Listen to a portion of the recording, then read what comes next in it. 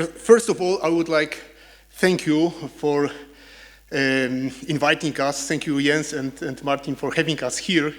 I would like to thank you in my name, in the name of Anne-Marie as well, of course. It's really honor and pleasure for us to participate in this project. What should I put this? Oh, this is okay. We try to structure our presentation according to the guidelines we got from Jens. My part concerns the sustainability, ownership, and shareholder governance. My colleague will speak then about portfolio governance and product governance. But first of all, I would like to give you an overview over the Polish characteristics of the Polish financial market, in particular capital market, because it is I think it is crucial, important to understand and to formulate our thesis, which is similar to the standpoint of your concerning Austrian financial market, and it is that the Polish financial market shaped its overall limited, to put it mildly, limited absorptive capacity of sustainable finance tendencies. So, in other words, due to the characteristics of the Polish financial market, capital market, this possibility, this capacity to influence the behavior of companies towards sustainability is limited. What are the characteristic features of our Polish financial market? It is very young. The Warsaw Stock Exchange, WSE, was established only in 1991. In 2018, it was upgraded to developed market status. It is relatively small. Okay, one can say, one can regard Polish stock exchange as a regional leader, but it is a rather global Lilliput. Market capitalization amounts only to circa 266 billion euro, is 8 times smaller than, for example, Frankfurt Stock Exchange. We have in total 810 companies, listed companies. Approximately half of them is listed on the regulated market, 380 on the so-called alternative market, which is also organized by the WCE, Warsaw Stock Exchange. But companies listed on this alternative market are subject to the capital market law only to a limited extent. For example, takeover law is not applicable on these companies. WCE tried to foster to support the ESG issues, and the manifestation of this attitude is the creation of a special index covering 60 companies. My colleague will speak about it later more critically about this index. If we look on the institutional investors in Poland, you see here assets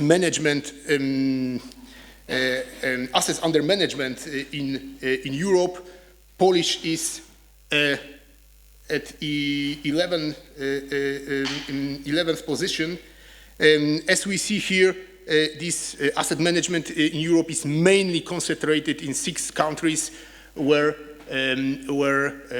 almost 85% of the activity take place: UK, France, Germany, Switzerland, Netherlands, and Italy.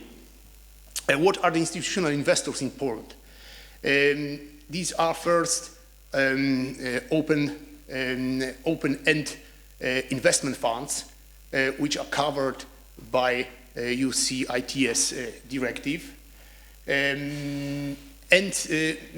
Under Polish law regime, investment fund has a legal entity. It's a legal entity which, however, is managed by a so-called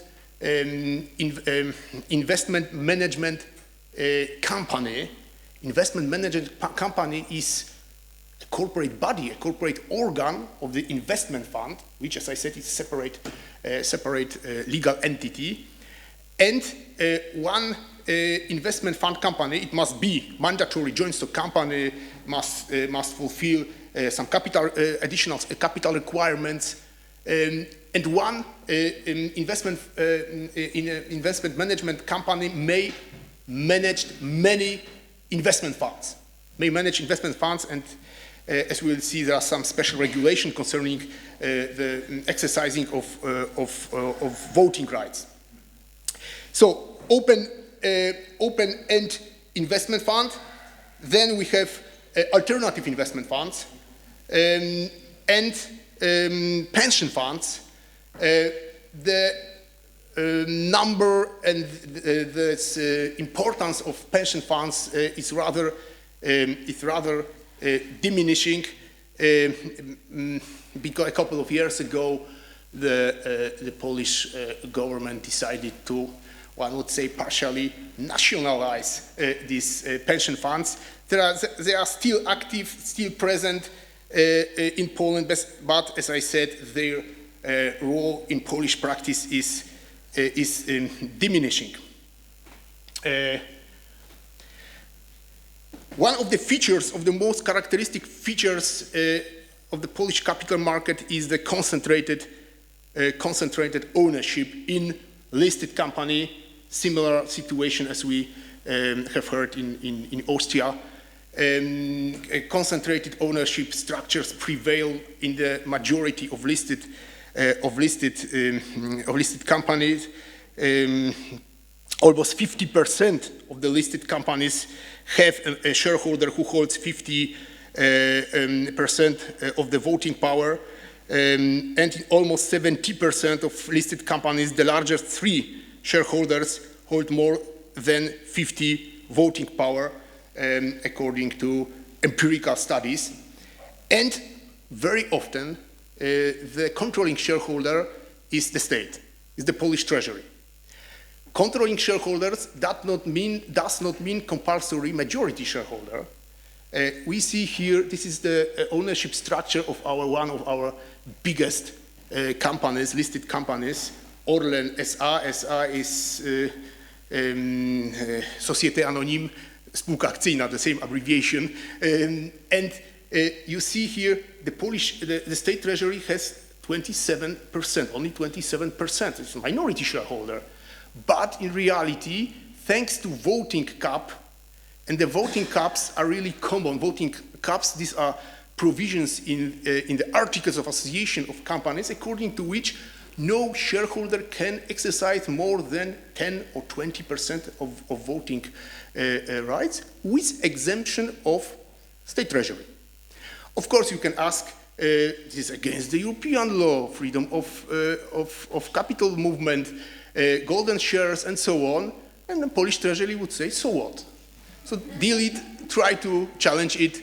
And this company is totally under the control of the Polish state.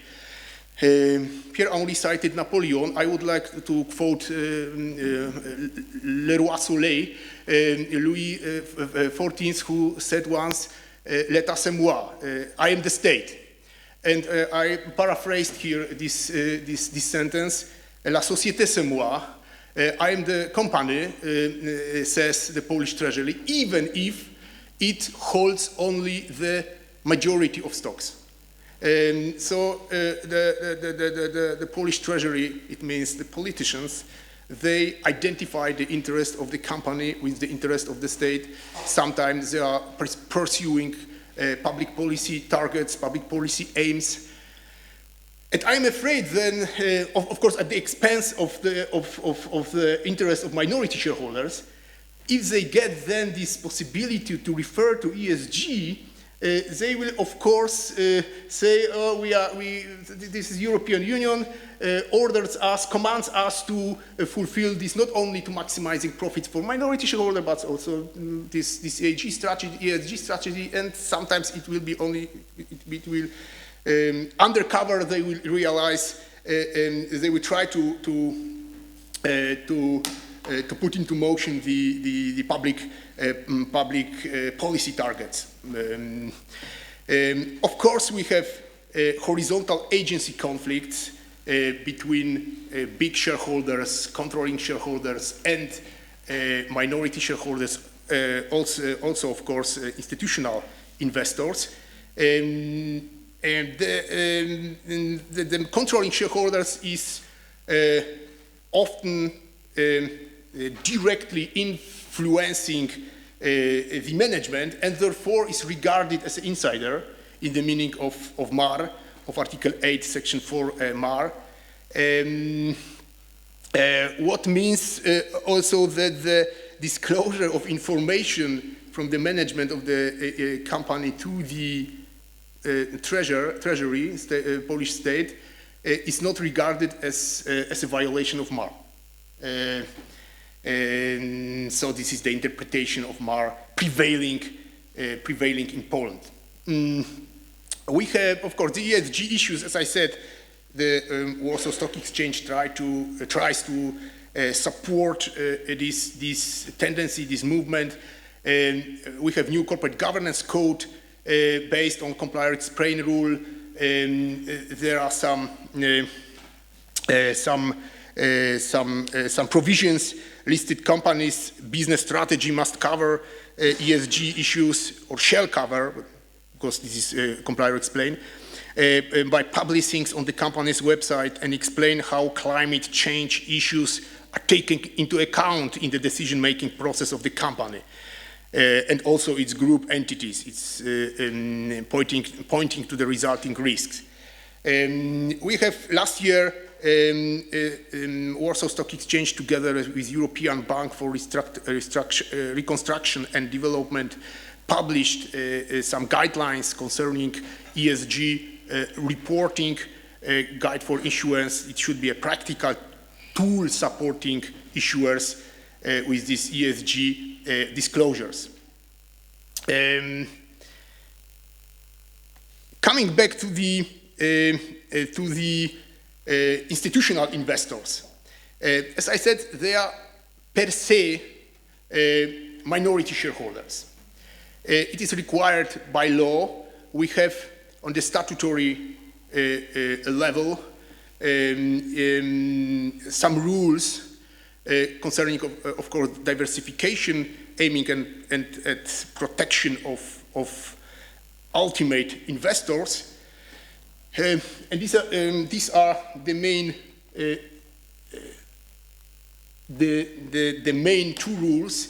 First, an open-end investment fund, which, as I said, is legal entity, separate legal entity, may not acquire shares giving it more than 10% of the total number of votes in any body of the issuer of the investee company.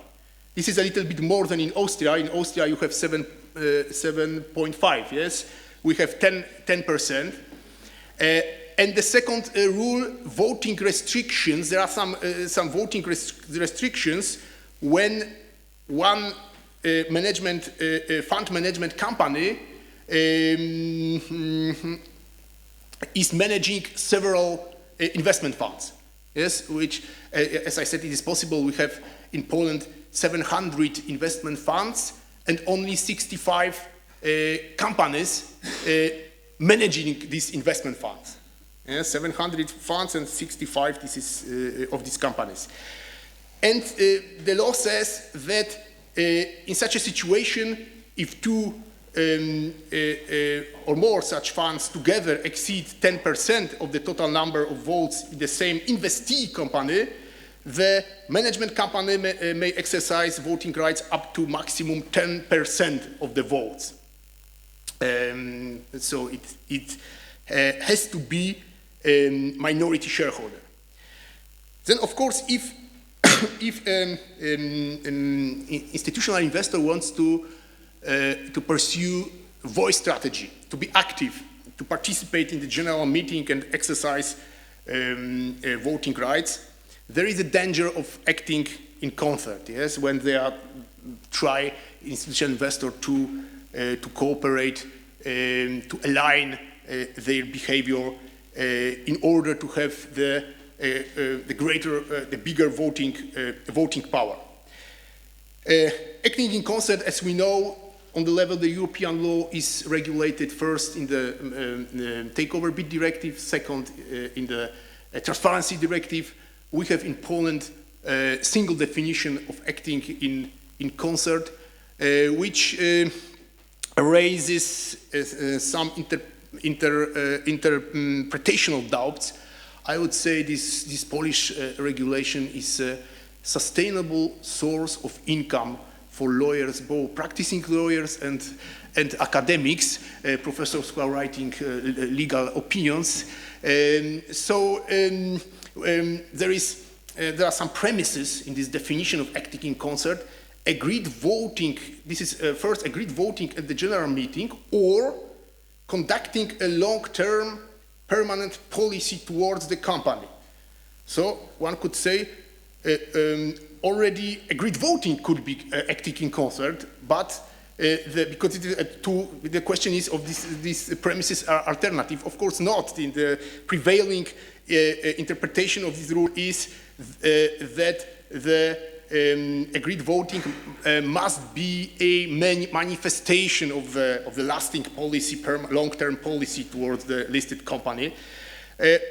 But there are still some doubts and risk of and some risks for active shareholders. We have the Polish lawmaker tried to help these shareholders by providing for a statutory catalogue of minority rights, the exercise of which does not trigger a mandatory bid.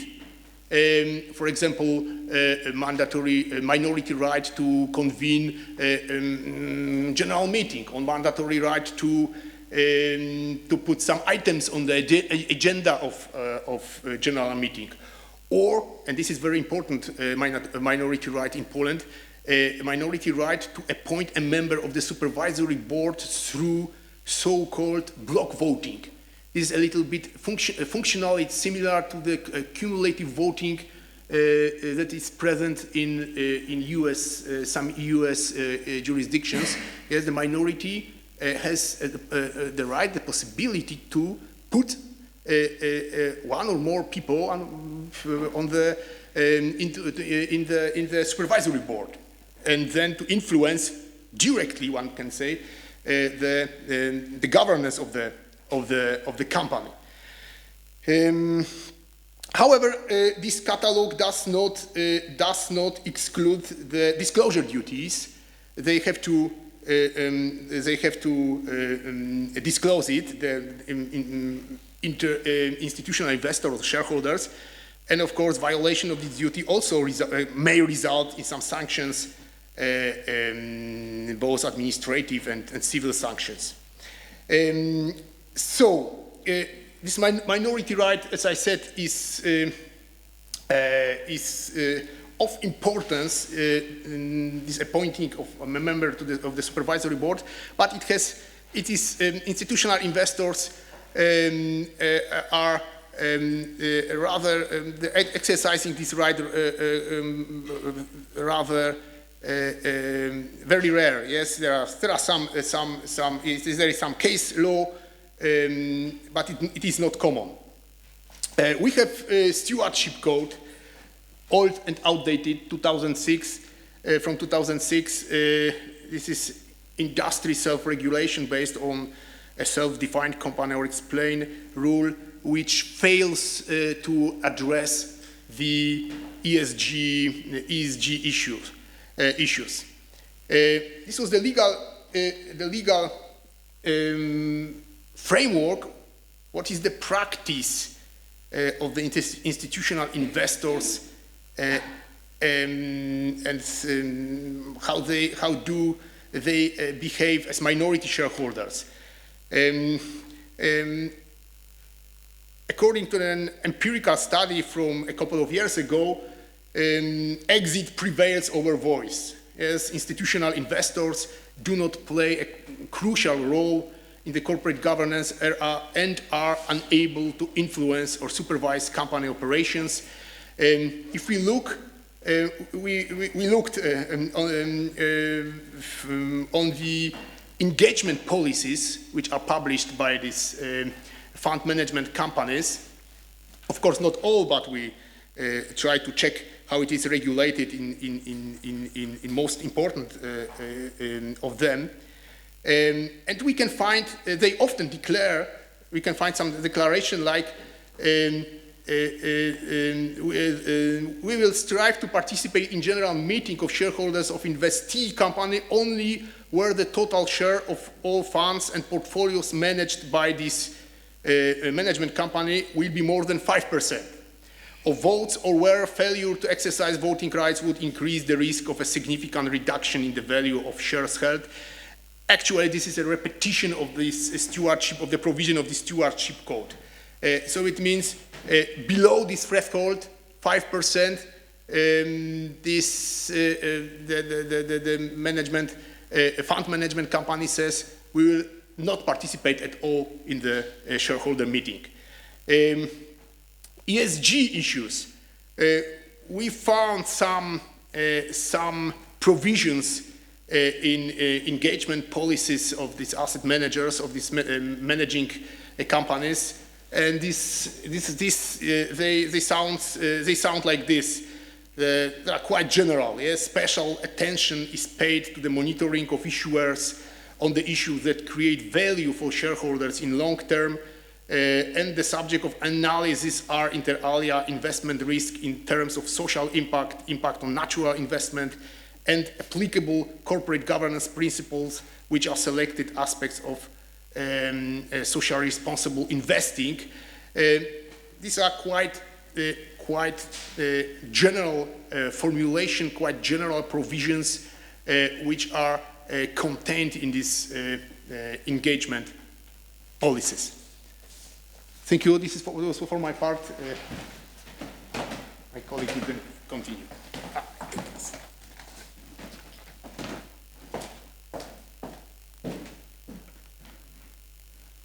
Okay. So as we move to the part of our presentation where we talk about product governance and portfolio governance, again, the characteristics of the Polish financial market that Krzysztof explained in the beginning, they become very visible and, in our view, kind of form the basis for our hypothesis that these market characteristics are just responsible for the limited absorptive capacity of ESG trends on the Polish financial market. So in particular, let's say floundering capital market just seems, unripe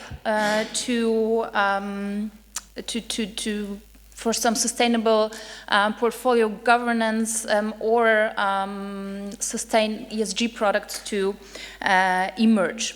So in 2019, the Polish Ministry of Finance and the European Bank for Reconstruction and Development, they published like a long-awaited capital market development strategy where, as we speak about 2019, one would expect like some substantial ESG considerations.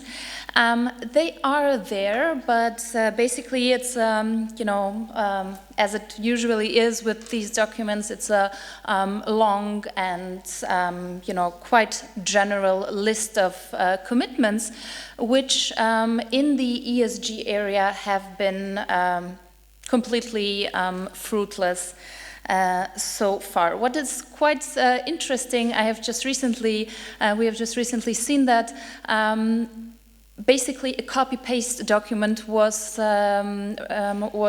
produced by the EBRD for Greece. So it turns out that our markets seem to be so compatible that we have the same strategy to develop it. But I think it kind of shows in how general these recommendations in that area are. So as regards investment strategies, so the implementation of Article 3H SRE2, it was implemented and it is implemented and used very mechanically, and unfortunately we were not able to trace any supervisory practice, case law, or any bottom-up emerging private, initiative, regulation, or voluntary standards on that. So the normative canvas that is painted by the SRD too in this regard is not really enriched by any national component in the Polish context. So referring to the most important questions that were raised today before lunchtime, so the possibility of conflicting ESG strategies with non-ESG strategies or prudential portfolio management, they have not been addressed so far on the Polish market, and it seems that ESG strategies are just not prevalent enough to really substantially collide with any other strategy that is pursued. And if we look at the shallowness of the ESG, also product market in Poland, one should really, and here again referring to the interesting discussion today before lunch, one can really ask the question, like, how far, also against the backdrop of the MiFID regime, how far can we try to nudge investors into ESG investing if the local market is not even offering an option to put that capital? I mean, we can redirect capital, but we have to have a kind of, where to direct it, right? So when looking at the supervisor, at our supervisory authority, it becomes evident that for them, the whole ESG topic is basically handling their own obligations as the recipient or the addressee of reporting, both within the SFDR regime and the NFRD regime. So I think you can also see it from the website of the Polish supervisory authority that they don't seem to look broader than the narrow picture of handling all these new obligations that, of course, the European regulation also puts onto their shoulders. So they seem, very concerned about recruiting the right people, because on the side of the supervisor, all of these efforts that have to be taken up on the company side and the asset manager side, they are mirrored in some, or they should at least be mirrored in the competence of the supervisory authority. So it seems like reporting is all they're concerned now, so no substantial input into this discussion has been visible yet from that supervisory side. So, the limited absorptive capacity we are talking about is very well displayed when we look at the first data sets regarding the SFDR reporting and the emergence, we were also talking about this today, of Article 8 and 9 funds. So if we look at the numbers, 75% of Article 8 funds were managed in only 3 European countries, right? France, Sweden, and the Netherlands. Germany is following up with quite a big number. So again, Poland has to be found somewhere in the category of other, which only covers 0.3%. So you can see that this cannot be a lot, even though we do not have very specific data on this.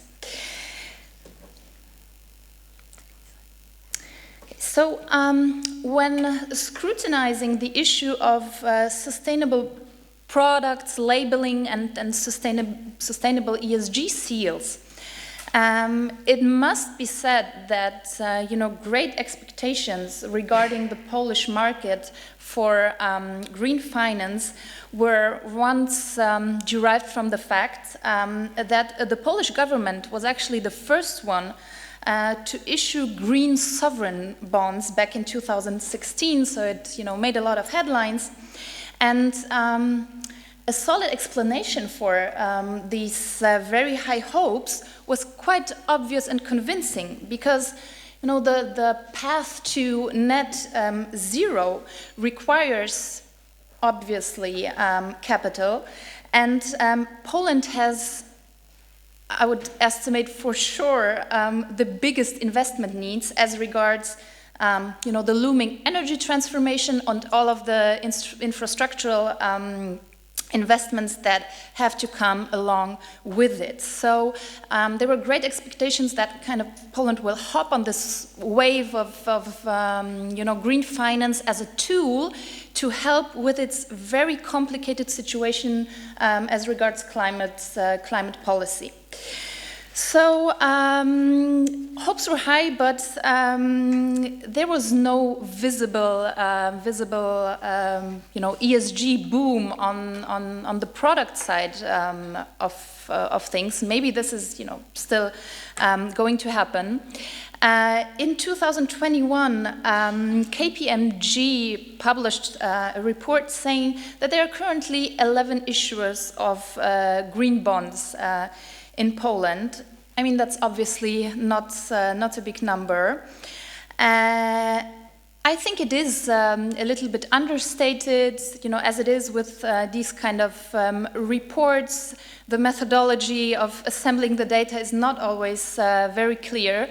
So I can at least point out a couple of issues that are not covered by the data of KPMG, but I know that took place, especially issues by municipalities that issued green bonds. But overall, of course, we're not talking about big numbers here. So with the EU-driven GBS standard, which is on its way, our guess is that the Polish legislator also did not engage in developing any own, let's say, national green bond standard. And of course, as I suppose in most of the European countries, currently green bonds are issued according to the market standards of the green bond principles and the climate bond standards. So last slide and last point I would like to make is about the, let's say, glamorous initiative of the Warsaw Stock Exchange, which was initiated in 2019. Krzysztof already mentioned it. And the Warsaw Stock Exchange introduced a separate index, which is called WIG ESG.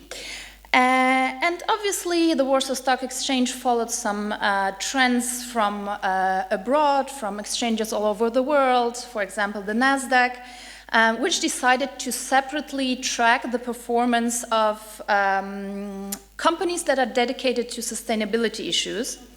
But as always, and to cite our keynote speaker here, the devil is in the details. And here's about the methodology of the index. So currently the index features 60 of the biggest companies in terms of capitalization listed on the Warsaw Stock Exchange. And the sustainability component consists in assigning these companies so-called sustainability points, which results in a ranking and weighing them within the index. So at first glance, everything seems pretty, since also these points are assigned by a reputable agency. It's called Sustainalytics. It's maintained by the Euronext stock exchange, so everything seems legit. But when we took a second look, it struck us that there are absolutely no eligibility criteria for entering this index. So basically they just take the 60 biggest companies and they assign points. So there's no minimum sustainability requirement you have to maintain in order to be in this index, which is fundamentally different from how other indexes on different stock exchanges are functioning. So this is also why we question whether this index in itself isn't just the best greenwashing tool in itself. And just my last point, to give you an example of companies that are listed in this index, I cited from their website. So we have two state-controlled companies.